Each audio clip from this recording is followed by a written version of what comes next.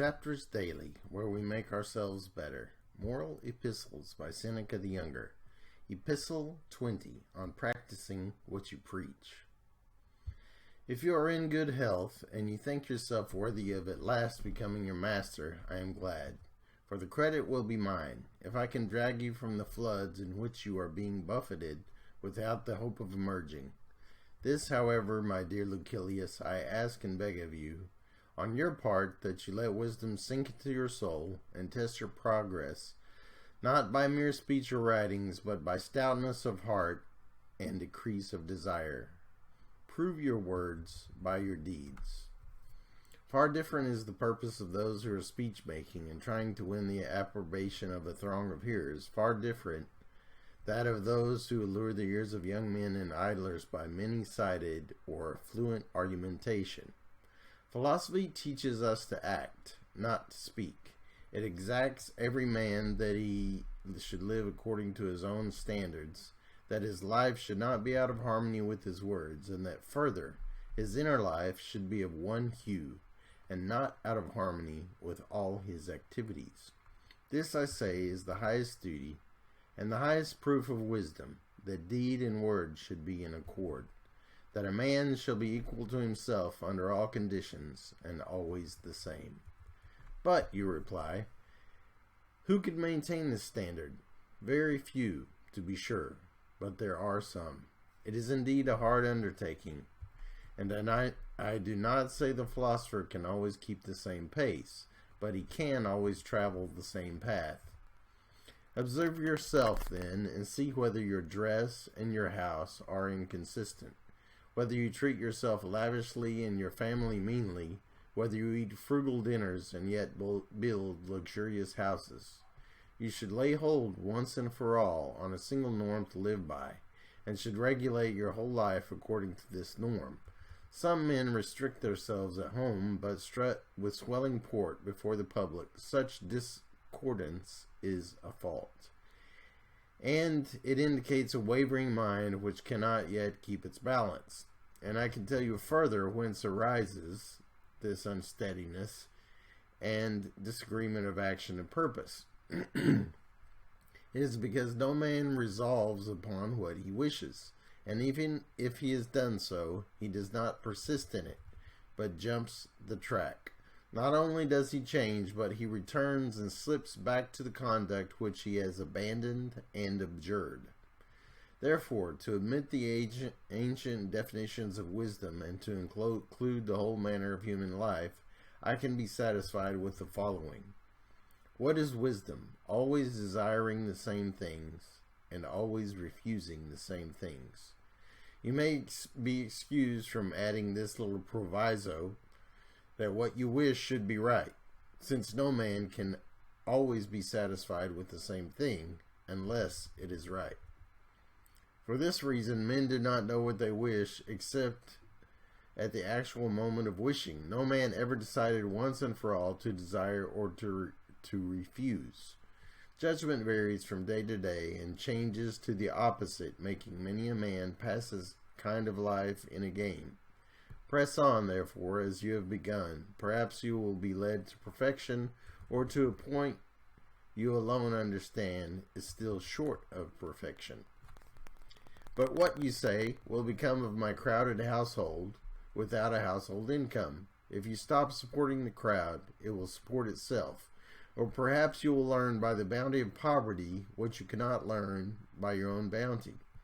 Poverty will keep you true and your untried friends, and you will be rid of men who are not seeking you for yourself, but for something which you have.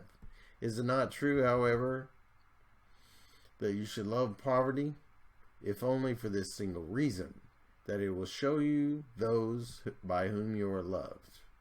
Oh, when will the time come when no one tells lies to compliment you?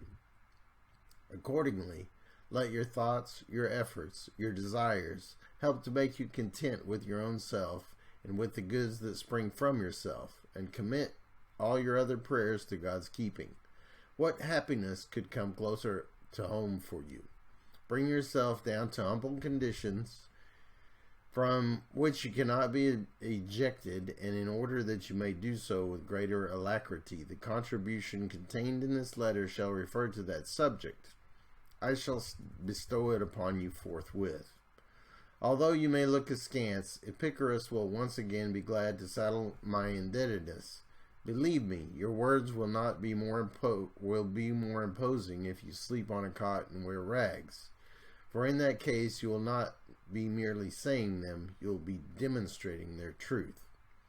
I, at any rate, listen in a different spirit to the utterances of our friend Demetrius after I have seen him reclining even without a cloak to cover him, more than this, without rugs to lie upon.